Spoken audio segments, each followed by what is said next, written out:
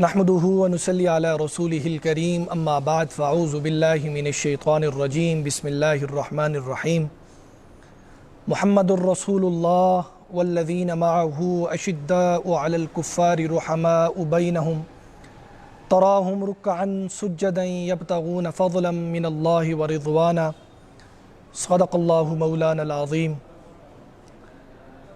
سامعین گرامی، آج 21 رمضان المبارک کی تاریخ ہے اور اسلامی مہینے کی اس تاریخ کو سیدنا علی ابن ابی طالب رضی اللہ تعالی عنہ کے یوم شہادت کے ساتھ عام طور پر منایا جاتا ہے۔ میں کوشش کروں گا کہ مختصر انداز کے اندر، مختصر وقت کے اندر آپ حضرات سے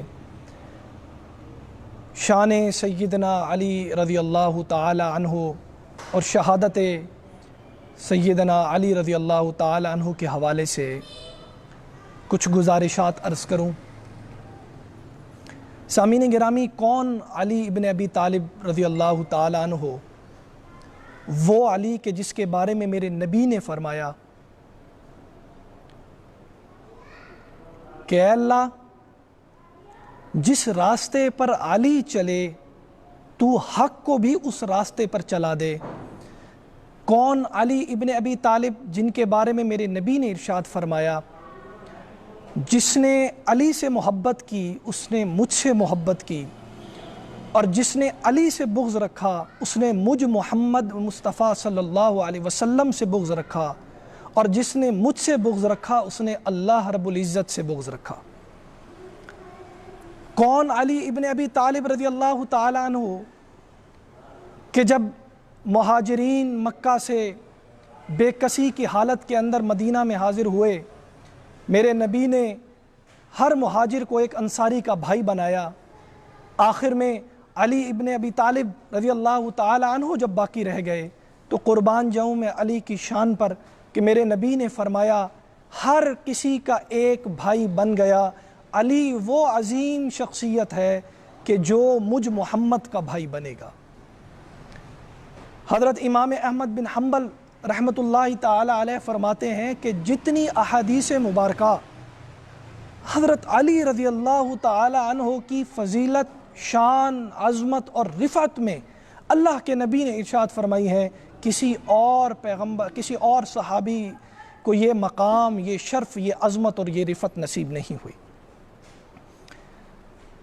میں گزارش کرنا چاہوں گا کہ تھوڑا سا مختصر وقت ہے اور اس کے اندر مجھے تمام موضوع کو سمیٹنا ہے۔ حضرت علی رضی اللہ تعالی عنہ ابو طالب کے صاحبزادہ تھے۔ ابو طالب آپ کی کنیت تھی۔ آپ کے نام کے بارے میں بہت سی روایات آتی ہیں، کچھ کہتے ہیں کہ آپ کا نام عبد مناف تھا، کچھ کہتے ہیں کہ آپ کا نام عمران تھا، بہرحال آپ کی کنیت ابو طالب تھی۔ آپ کے 4 صاحبزادے تھے، ایک طالب جن کے نام سے آپ کی کنیت پڑی، دوسرے حضرت عقیل، تیسرے حضرت جعفر طیار، اور چوتھے اور چھوٹے بھائی حضرت علی رضی اللہ تعالی عنہم اجمعین۔ یہ آپ کے 4 صاحبزادے تھے، اور 2 صاحبزادیاں، ایک حضرت ام ہانی اور دوسری حضرت جمانہ رضی اللہ تعالی عنہن، یہ آپ کی 2 صاحبزادیاں تھیں۔ حضرت ابو طالب جس وقت بے کسی اور مشکل حالات کے اندر تھے تو حضور علیہ الصلوۃ والسلام نے اپنے چاچا حضرت عباس رضی اللہ تعالی عنہ سے مشورہ کیا کہ ہم اپنے چچا ابو طالب کے اس بھار کو، جو کہ کثرت عیال کی وجہ سے ان پر ہے، ان کو تھوڑا سا کم کرتے ہیں۔ تو گویا حضرت علی کی پرورش حضور نبی کریم صلی اللہ علیہ وسلم نے کی، اور حضرت جعفر طیار رضی اللہ تعالیٰ عنہ کی پرورش حضرت عباس رضی اللہ تعالیٰ عنہ نے کی۔ پرورش ہوتی رہی۔ حضرت علی رضی اللہ تعالیٰ عنہ کے بارے میں آتا ہے کہ آپ نے 9 یا 10 سال کی عمر کے اندر اسلام کو قبول کیا، اور بچوں میں سب سے پہلے اسلام قبول کرنے والی شخصیت جنہوں نے حضرت خدیجہ رضی اللہ تعالی عنہ کے بعد اسلام کو قبول کیا وہ حضرت علی رضی اللہ تعالی عنہ تھے۔ وہ حضور کے لخت جگر، حضور کی صاحبزادی اس کائنات کی شہزادی اور جنت میں عورتوں کی سردار حضرت سیدہ فاطمہ رضی اللہ تعالی عنہا کا نکاح ہجرت کے دوسرے سال حضرت علی رضی اللہ تعالی عنہ سے حضور علیہ الصلوۃ والسلام نے کیا۔ اب حضور علیہ الصلوۃ والسلام جب نکاح کرنا چاہ رہے تھے اور حضرت علی رضی اللہ تعالی عنہ کا نکاح ہونا تھا، لیکن ان کے پاس مالی کیفیت یہ تھی کہ دینے کو کچھ ہاتھ میں موجود نہیں تھا جو حق مہر کی صورت کے اندر حضرت فاطمہ الزہرا رضی اللہ تعالی عنہا کو دے سکے۔ میں آج اپنے ملک کے ان کروڑ پتی لوگوں سے مخاطب ہونا چاہتا ہوں کہ سنیے اور اپنے کانوں کو کھول کر سنیے کیا شان ہے علی کی اور کیا مقام ہے خانوادہ رسول اللہ صلی اللہ علیہ وسلم کا، کیا عظمت ہے اہل بیت کرام رضوان اللہ تعالی اجمعین کی۔ حضور نے علی کو بلایا، علی فاطمہ کو مہر دینے کے لیے کچھ موجود ہے؟ علی عرض کرنے لگے یا رسول اللہ گھر میں کچھ موجود نہیں ہے۔ حضور علیہ السلام نے پوچھا علی میں نے ایک موقع پر آپ کو ایک زرہ دی تھی۔ حضرت علی نے فرمایا جی یا رسول اللہ وہ موجود ہے۔ قربان جاؤں کالی کملی والے کی شان پر، عظمت پر، رفعت پر، بلندیوں پر، اس کی عظمت پر امام الانبیاء جناب محمد الرسول اللہ صلی اللہ علیہ وسلم نے ارشاد فرمایا علی میری لخت جگر کو تم وہ زرہ حق مہر میں دے دو، یہی کافی ہو جائے گی۔ کہاں ہیں وہ آج کروڑوں روپے اپنے بچیوں اور بچوں کی شادی پر لگانے والے؟ کہاں ہیں جو اس بات کو اپنی عزت محسوس کرتے ہیں کہ میں جس قدر اپنی بیٹی کی شادی پر پیسہ خرچ کروں گا میری اس قدر عزت بڑی ہوگی؟ سنو میرے نبی کی صاحبزادی، کون نبی؟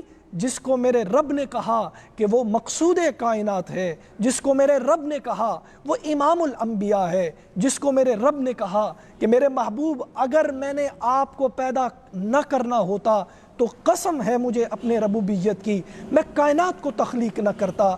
آج وہ امام الانبیاء اپنی اس لخت جگر کو جو وہ اسے اتنا پیاری ہے کہ میرے نبی نے فرمایا جب میں فاطمہ کو مسکراتے دیکھتا ہوں تو میرا دل باغ باغ ہو جاتا ہے، اور جب میں فاطمہ کو پریشان دیکھتا ہوں تو میرے دل کے اندر عجیب بے چینی ہو جاتی ہے۔ وہ فاطمہ وہ فاطمہ وہ فاطمہ آج اس کی شادی ہے، آج اس کا نکاح ہے، اور میرا نبی کیا کہہ رہا ہے کہ ایک ذرہ حق مہر میں دے دو۔ پھر اس نبی نے اپنی بیٹی کو جہیز میں کیا دیا، اس کے گھر کے لیے کیا دیا؟ اللہ اکبر کبیرہ، اللہ اکبر کبیرہ۔ بہت سی روایات آتی ہیں لیکن میں وہ نقل کرنا چاہوں گا جو حضرت ابو الحسن ندوی رحمۃ اللہ تعالی علیہ نے بیان فرمائی ہے۔ میرے نبی کی لخت جگر جا رہی ہے، آج جنت کی شہزادی کا نکاح ہو رہا ہے۔ میرے نبی نے کیا دیا اپنی بیٹی کو؟ ایک چادر جو سر پر پہنائی، ایک مشکیزہ اور ایک تکیہ جو کہ چمڑے کا بنا ہوا تھا۔ یہ کل اساس تھی، یہ کل دولت تھی، یہ کل اثاثہ تھا جو میرے نبی نے اپنی لخت جگر کو عنایت کیا، اپنی لخت جگر کو عنایت کیا۔ یہ وہ جہیز تھا جو حضور علیہ الصلوۃ والسلام نے اپنی صاحبزادی کو دیا۔ آج کہاں ہیں وہ مسلمان جو اپنے آپ کو مسلمان کہتے ہیں؟ دیکھو میرے نبی نے کس سادگی کا اظہار فرمایا، کس سادگی کے ساتھ اپنی بیٹی کا نکاح کیا، اور کتنا مال و دولت دیا، کتنا مال و دولت دیا، کتنے اسباب دیے۔ پھر سامعین گرامی قربان جاؤں میں علی کی شان پر اور فاطمہ کی شان پر کہ جب نکاح ہو گیا تو گھر کی کیفیت کیا تھی، گھر میں مال و دولت کتنا تھا، مال و اسباب کیا تھا۔ حضرت علی فرماتے ہیں ایک مرتبہ حضور علیہ الصلوۃ والسلام میرے گھر میں تشریف لائے، فاطمہ گھر میں موجود ہیں۔ حضور نے پوچھا مجھے حسن و حسین نظر نہیں آ رہے، میرے بچے کدھر ہیں؟ حضرت فاطمہ نے کہا بابا کتنے دن ہو گئے بچوں نے کچھ نہیں کھایا، آج صبح جب بیدار ہوئے تو علی نے مجھ سے کہا کہ میں اپنے بچوں کو باہر لے جاتا ہوں۔ کون بچے؟ وہ جنت کے سردار، وہ حسن و حسین کہ جن کے لیے میرے نبی نے اپنے سجدوں کو لمبا کر دیا؟ کون حسن و حسین کہ جن کے بارے میں میرے نبی نے فرمایا کہ جنت کے سردار ہوں گے؟ کون حسن و حسین کہ جن کو دیکھ کر میرے نبی کے چہرے پر مسکراہٹ آ جاتی تھی؟ کون حسن و حسین کہ جن کو میرے نبی نے اپنی اساس کہا، اپنا سب کچھ بنایا؟ وہ حسن و حسین کئی دن سے بھوکے۔ حضرت علی فرماتے ہیں کہ میں اپنے بچوں کو باہر لے جاتا ہوں، فاطمہ تمہیں دیکھیں گے تو کچھ کھانے کو مانگیں گے۔ حضرت علی نے اپنے بچوں کو لیا، حضور نے پوچھا فاطمہ علی کہاں گئے؟ فرمانے لگیں، عرض کرنے لگیں یا رسول اللہ باہر فلاں باغ کی طرف گئے ہیں۔ جا کر دیکھا، حضور پہنچے، کیا دیکھتے ہیں کہ علی ایک باغ سے نیچے زمین سے چند کھجوروں کو اکٹھا کر رہے ہیں اور اپنے بچے کے منہ میں ڈال رہے ہیں، اپنے بچوں کو کھلا رہے ہیں۔ میرے نبی پہنچے، اندازہ لگائیے، صرف اندازہ لگائیے میرے نبی کی کیفیت کیا ہوگی، میرے نبی کی کیفیت کیا ہوگی جب وہ اپنے لخت جگر کو زمین سے چنی ہوئی کھجوروں کو کھاتے ہوئے دیکھ رہے ہوں گے۔ کون نبی اگر میرا نبی ہاتھ اٹھاتا، اگر میرا نبی ہاتھ اٹھاتا اور اپنے رب سے کہتا یا ربی تو یہ جو احد کا پہاڑ ہے اسے سونے کا بنا دے، تو رب کعبہ کی قسم وہ احد کا پہاڑ بھی سونے کا بن جاتا۔ لیکن میرے نبی نے اپنے ان امتیوں کو بتایا جو آج غریب، بھوک اور افلاس کی وجہ سے زندگی گزار رہے ہیں کہ تم اکیلے نہیں، تم اکیلے نہیں، تمہارے نبی نے بھی، تمہارے نبی کی اولاد نے بھی، تمہارے نبی کے خانوادے نے بھی تمہاری طرح بھوک و افلاس کو برداشت کیا۔ علی سے کہا علی چلیے چلیے گھر چلیے۔ حضور سے عرض کرنے لگے علی ابن ابی طالب۔ کون علی ابن ابی طالب؟ کون علی ابن ابی طالب؟ جن سے میرے نبی نے محبت کا اظہار سب کے سامنے کیا۔ کون علی ابن ابی طالب؟ جن کو میرے نبی نے کہا انا مدینۃ العلم وعلی بابھا، کہ میں علم کا شہر ہوں اور علی اس کا دروازہ ہے، اس علی کی بات کر رہا ہوں۔ علی نے عرض کی یا رسول اللہ تھوڑی دیر اگر آپ آرام فرما لیں تو میں کچھ کھجوریں حضرت فاطمہ کے لیے بھی لے کر جانا چاہتا ہوں، فاطمہ کو بھی ساتھ کھلانا چاہتا ہوں۔ میرے نبی کے خانوادے کی گھر کی کیفیت یہ ہے۔ ایک مرتبہ حضرت علی رضی اللہ تعالیٰ عنہ کے گھر کی کیفیت کیا ہو گئی؟ گھر میں کھانے کو کچھ موجود نہیں تھا، کچھ بھی موجود نہیں تھا۔ حضرت فاطمہ الزہرا رضی اللہ تعالیٰ عنہ آخر کار اپنے بچوں کی بھوک اور افلاس کو برداشت نہ کر سکی۔ قربان جاؤں میں فاطمہ تیری شان پر، قربان جاؤں میں تیرے مقام پر۔ فاطمہ رضی اللہ تعالیٰ عنہ کو معلوم تھا کہ حضور کے کچھ غلام ہیں، وہ اس غرض سے حضور کے پاس تشریف لے گئیں کہ میں حضور سے گزارش کروں گی کہ جب آپ ان کو بازار میں جا کر بیچیں گے تو اس مال کا کچھ حصہ مجھے بھی عنایت فرما دیں، میرے بچوں کے پاس کھانے کو کچھ نہیں ہے۔ گھر پہنچی تو دیکھا حضور نہیں تھے۔ آپ نے اپنی روداد سیدہ عائشہ رضی اللہ تعالی عنہ کے سامنے رکھی، اور سیدہ عائشہ رضی اللہ تعالی عنہ نے وہ درخواست حضور علیہ السلام کے پاس رکھی۔ حضور نے جیسے ہی سنا، حضور تشریف لائے حضرت فاطمہ رضی اللہ تعالی عنہ کے گھر میں۔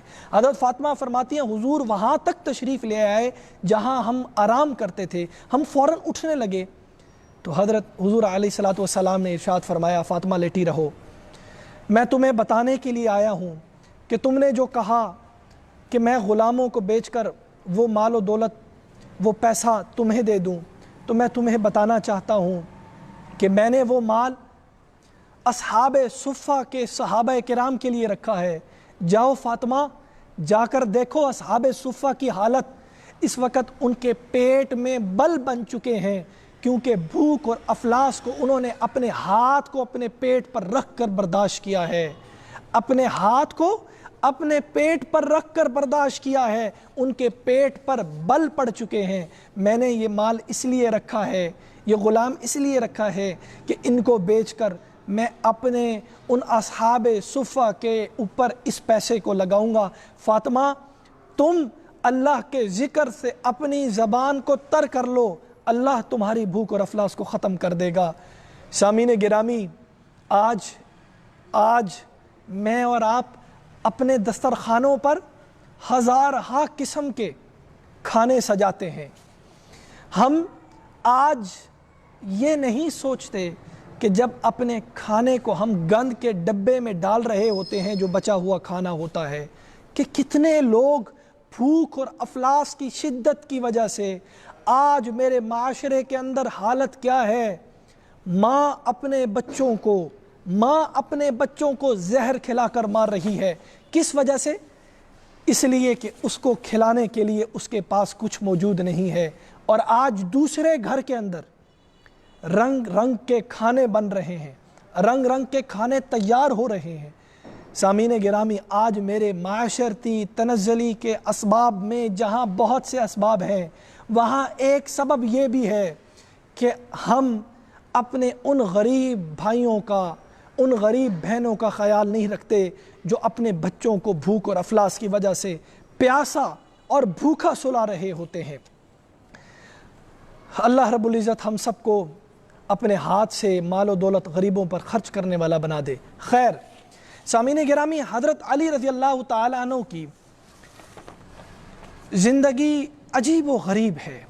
بڑے مفلسی میں زندگی گزاری، لیکن کبھی زبان سے گلہ نہیں کیا، کبھی زبان سے شکوہ نہیں کیا، کبھی زبان سے شکایت نہیں کی۔ ایک مرتبہ حضور علیہ الصلوۃ والسلام کا پتہ لگا حضرت علی کو کہ حضور علیہ الصلوۃ والسلام کئی دن سے بھوک اور افلاس کے اندر ہیں، آپ نے کئی دن سے کچھ نہیں کھایا۔ حضرت علی رضی اللہ تعالیٰ عنہ جب یہ سنا تو برداشت نہیں ہوا، فوراً ایک یہودی کے باغ میں گئے اور کہنے لگے، فرمانے لگے کہ میں اگر تمہارے باغ کی سنچائی کر دوں، اس کے پودوں کو، اس باغ کو ٹھیک کر دوں، تو کیا تم مجھے اس کے بدلے میں اجرت دو گے؟ اس نے کہا ہاں، ایک مشکیزہ پانی کے بدلے میں تمہیں ایک کھجور عطا کروں گا۔ حضرت علی نے وہاں خدمت کی اور 17 کھجوریں عجوا اکٹھی کی اور اکٹھی کر کے حضور کی بارگاہ میں لا کر آپ کی بارگاہ میں پیش کی۔ قربان جاؤں میں سیدنا علی کی شان پر۔ حضور نے دیکھی، حضور نے پوچھا علی کس کے لیے لائے ہو؟ یا رسول اللہ مجھے پتہ لگا آپ نے کئی دن سے کچھ نہیں کھایا، مجھ سے برداشت نہیں ہوا، آپ کے لیے لایا ہوں۔ قربان جاؤں اس نبی کی شان پر، میرے نبی کی آنکھوں سے آنسو جاری ہو گئے۔ فرمانے لگے علی کیا تم اللہ اور اس کے رسول کی محبت میں یہ لے کر آئے ہو؟ علی نے عرض کی یا رسول اللہ جی، اللہ اور اس کے رسول کی محبت میں لے کر آیا ہوں۔ میرے نبی نے فرمایا علی، جو اللہ اور اس کے رسول سے محبت کا دعویٰ کرتا ہے اس پر اللہ کی طرف سے آزمائشیں، مصیبتیں اور تکلیفیں ایسے آتی ہیں جیسے سمندر کا پانی ڈھلوان کی طرف جاتا ہے، یعنی جس تیزی کے ساتھ پانی نیچے جاتا ہے اس تیزی کے ساتھ آزمائشیں اور مصیبتیں اس انسان پر آتی ہیں جو اللہ سے محبت کا دعویٰ کرتا ہے، اللہ کے حبیب سے محبت کا دعویٰ کرتا ہے۔ قربان جاؤں میں علی کی شان پر۔ آپ کا دور حکومت تقریباً 5 سال سے 3 ماہ کم، 4 سال 9 ماہ آپ کا دور خلافت رہا ہے۔ آپ کا دور خلافت بہت عجیب دور خلافت تھا۔ آپ نے اس دور خلافت کے اندر بہت سی مصیبتوں، آزمائشوں، تکلیفوں کو جھیلا ہے، لیکن آپ نے اللہ اور اس کے رسول کے بتائے ہوئے احکامات سے ایک لمحے کے لیے بھی منہ نہیں پھیرا۔ جس قدر بھی آزمائش اور مصیبت آئی آپ نے ہنسی خوشی اس کو اپنے اوپر برداشت کیا۔ آپ کی شہادت، یہ ایک بڑی تفصیل، مجھے اس وقت سمجھ نہیں آ رہا کہ میں اس تفصیل کو کیسے سمیٹوں، یہ ایک بڑی تفصیل طلب گفتگو ہے۔ آپ کے دور حکومت میں ہی خارجیوں کا ایک ٹولہ کھڑا ہوا جس میں اکثر بنو تمیم کے لوگ تھے جو یمن سے تعلق رکھنے والے تھے، اور بنو تمیم کے بارے میں یہ بڑا مشہور تھا کہ وہ بڑے اکھڑ، بڑے ضدی، انا پرست، بڑے سوکھے قسم کے لوگ تھے۔ انہوں نے شروع میں ہی حضرت علی کو نعوذ باللہ خدا بنا دیا، حضرت علی جب ان کو جلا رہے ہوتے تھے تو وہ اس قدر انا پرست تھے، انہوں نے کہا کہ علی آپ ہمیں جلا رہے ہیں لیکن آپ ہی ہمارے خدا ہیں، آپ ہمارا امتحان لے رہے ہیں۔ اس قسم کے وہ ان کے نعوذ باللہ عقائد تھے۔ خیر، جنگ نیروان کے بعد وہ خارجی اکٹھے ہوئے، بڑا نقصان ہوا، کہنے لگے ہمارا بڑا نقصان ہوا۔ ان 3 لوگوں کے نام جو اکٹھے ہوئے، ایک عبد الرحمن ابن ملجم، ایک مبرک بن عبداللہ اور ایک محمد بن ابی بکر التمیمی، یہ 3 لوگ تھے جنہوں نے ایک پلان تیار کیا کہ ہم علی سے بدلہ لیں گے اور علی کو قتل کریں گے نعوذ باللہ۔ چنانچہ عبد الرحمن بن ملجم جو تھا وہ حضرت علی کو قتل کرنے کے لیے نکلا، اور مبرک بن عبداللہ جو تھا یہ حضرت معاویہ کو قتل کرنے کے لیے نکلا، اور تیسرا جو تھا محمد بن ابو بکر التمیمی، یہ عمر بن عاص رضی اللہ تعالیٰ عنہ کو قتل کرنے کے لیے نکلا۔ عبد الرحمن ابن ملجم جو تھا یہ 17 رمضان المبارک کی فجر کی نماز کے اندر سیدنا علی رضی اللہ تعالیٰ عنہ جب اپنے گھر سے نکلے اور لوگوں کو نماز کے لیے اٹھا رہے تھے، اس لمحے کے اندر اس ملعون نے آپ پر وار کیا اور آپ کے سر پر ایسا وار کیا کہ آپ کا خون بہنا شروع ہو گیا بڑی تیزی کے ساتھ۔ آپ نے آواز دی کہ پکڑو اس کو، صحابہ کرام نے اسی وقت اسی ملعون کو پکڑ لیا۔ عبد الرحمن ابن ملجم کے بارے میں قربان جاؤں علی آپ کی شان پر کہ اس لمحے میں بھی آپ نے اخلاقیات کا درس نہیں چھوڑا، اس لمحے کے اندر بھی آپ نے انسانیت کا درس نہیں چھوڑا۔ کیوں؟ اس لیے کہ تربیت کرنے والا وہ نبی تھا جو اخلاق کا پیکر تھا، جو اخلاق کی عظیم مثال تھی۔ حضرت علی نے صحابہ سے فرمانے لگے کہ دیکھو اس کو پکڑ لو، اگر میں زندہ رہا تو اس کا فیصلہ میں خود کروں گا، اگر میں شہید ہو گیا تو ہاں پھر تمہیں اختیار ہے، چاہے تو قتل کر دینا، چاہے تو معاف کر دینا، لیکن یاد رکھو اگر قتل بھی کرو تو اس کی لاش کے ساتھ مسلح مت کرنا، یعنی اس کے اعضاء لاش کے مت کاٹنا، بلکہ ایک ہی وار سے قتل کر دینا۔ میں قربان جاؤں اس علی کی شان پر جس نے ان اصولوں کو جو اسلام نے بیان کیے، آج مجھے اور آپ کو کوئی تھپڑ تو بہت دور کی بات، ہمیں کوئی گھور کر بھی دیکھے تو ہمارا دل چاہتا ہے ہم اسے پکڑ کر ماریں۔ میں قربان جاؤں علی کی شان پر کہ وہ شہید ہو رہے ہیں، ان کو قتل کرنے کے لیے حملہ کیا گیا ہے، لیکن پھر بھی ان اصولوں کو، ان قاعدوں کو، ان ضابطوں کو، ان قوانین کو حضرت علی نے نہیں بھلایا جو اللہ اور اس کے رسول نے بیان فرمائے تھے۔ حضرت علی رضی اللہ تعالیٰ عنہ 17 رمضان المبارک کی فجر کی نماز کے اندر آپ پر حملہ ہوا، اور 21 رمضان المبارک کو آپ کی شہادت ہوئی، آپ زخموں کی تاب نہ لاتے ہوئے شہید ہو گئے۔ سامعین گرامی، حضرت علی رضی اللہ تعالیٰ عنہ کے دور خلافت کے اندر آپ کی جو مسلمانوں کے ساتھ بھی جنگیں ہوئیں، یعنی مسلمانوں کے 2 گروہوں کے درمیان بھی ہوئیں، آپ پر بڑی تکلیفیں آئیں، آپ پر بڑے آزمائشیں آئیں، بڑے دھوکے ملے، بڑے دھوکے اٹھائے، اپنے بھی ساتھ چھوڑ گئے۔ بڑی لمبی اور تفصیل طلب داستان ہے، لیکن وقت مختصر ہے تو بات کو مختصر کر رہا ہوں۔ میرے نبی نے فرمایا تھا کہ علی تو اس وقت تک شہید نہیں ہوگا جب تک تیری داڑھی رنگ آلود نہ ہو جائے۔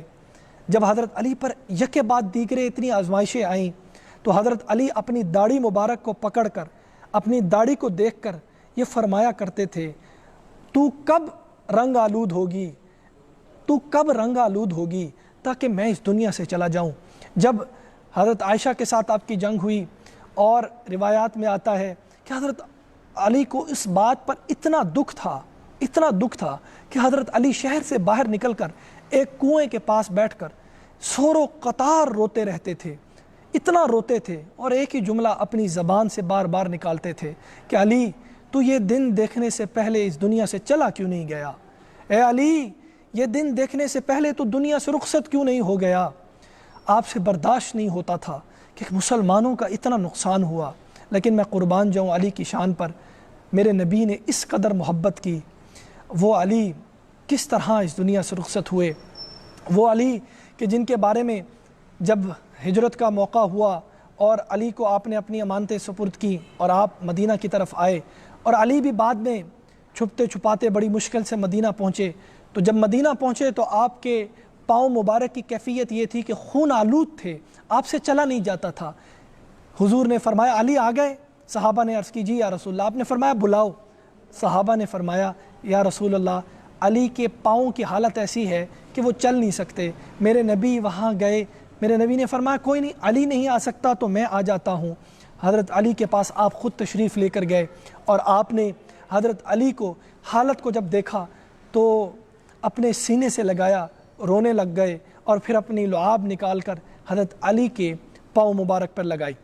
سامعین گرامی، شان علی بیان کی جائے تو اس قدر افضل ہے، اس قدر اعلیٰ ہے کہ ایک نشست کے اندر اس کو سمیٹنا میرے لیے بالکل مشکل ہو رہا ہے۔ اللہ رب العزت سے دعا ہے اللہ ہم سب کو اس مقام پر اور اس عظمت کو سمجھنے کی توفیق عطا فرمائے، اور ہمیں صحابہ کرام رضوان اللہ تعالی اجمعین کے نقش قدم پر چلنے کی توفیق عطا فرمائے۔ وآخر دعوانا ان الحمد للہ رب العالمین۔